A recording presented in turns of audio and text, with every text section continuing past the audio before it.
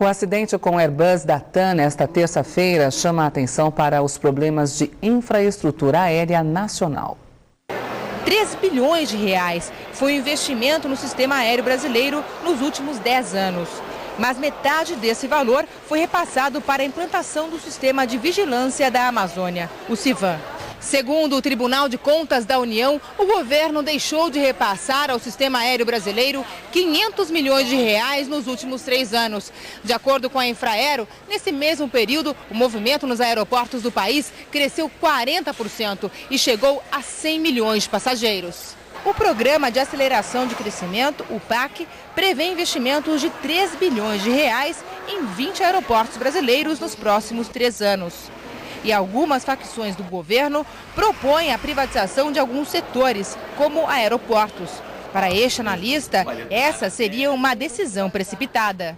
É uma operação bastante polêmica, então acho que não é o momento, diante de uma crise, de uma tragédia como essa, a gente devia discutir rapidamente e achar que a solução é essa. E isso é uma coisa que tem que ser discutida junto com a sociedade, isso é a longo prazo, tem que ver exemplos no exterior, como é que foi, se precisa ou não de um operador privado. No caso brasileiro, o setor aéreo cresceu cerca de 2 a 3 vezes mais do que o PIB nacional. Eu acho que o sonho de uma aviação popular para o Brasil talvez seja uma coisa para daqui a 3, 4 anos, não seja para agora. A gente não pode ter uma aviação popular, embarcar o volume de passageiros que a gente está embarcando sem ter infraestrutura para isso. Para ele, uma forma de barrar o crescimento aéreo a curto prazo seria aumentar tributos. A gente precisa de alguma forma frear essa demanda, né? Seja através da proibição da venda de passagens a crédito, de financiar a venda de passagens, né? Teria que ser compradas à vista, ou algum tipo de taxa que fosse revertida para investimentos no setor, em infraestrutura, em pessoal, em tecnologia, alguma coisa por aí. A gente tem um excesso de demanda que precisa ser freada.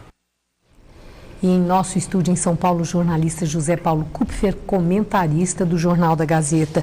As medidas anunciadas hoje de redução de movimento no aeroporto de Congonhas, algo que vem sendo cobrado há muito tempo. Como você vê, quando há tão pouco tempo o próprio ministro Mantega, justificava o caos aéreo no país como tão somente aumento da demanda?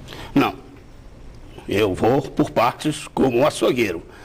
Congonhas é uma história, o caos aéreo em que Congonhas está, enfim, incluída, é uma história um pouco diferente. O ministro Mantega aí não se referiu a Congonhas. Congonhas é um absurdo, é uma história, na minha opinião, que é comum em vários setores brasileiros, de um conluio do setor privado com as autoridades complacentes e incompetentes que aceitaram o uso de um aeroporto, que de fato era e deveria ser, porque está numa mancha urbana, sem nenhuma área para sair dali, a não ser com catástrofes, de origem e destino, que está se fazendo agora de novo, e de voo regional. Há 10 anos atrás, Congonhas era isto. Deixou de ser, porque é muito conveniente para as viagens de negócio, especialmente, que são a maior parte das viagens, que é o filé mignon do negócio, 70% do turismo de negócios, feiras, eventos, em São Paulo passam por Congonhas e 80% do turismo aqui é desse tipo.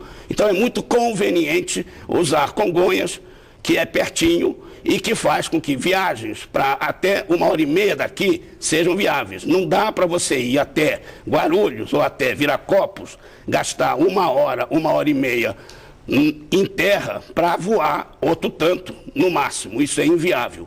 Aconteceu que se deixou essa coisa acontecer e a porta arrombou e agora vão voltar atrás. Mas essa opção preferencial por Congonhas é porque Congonhas estava disponível.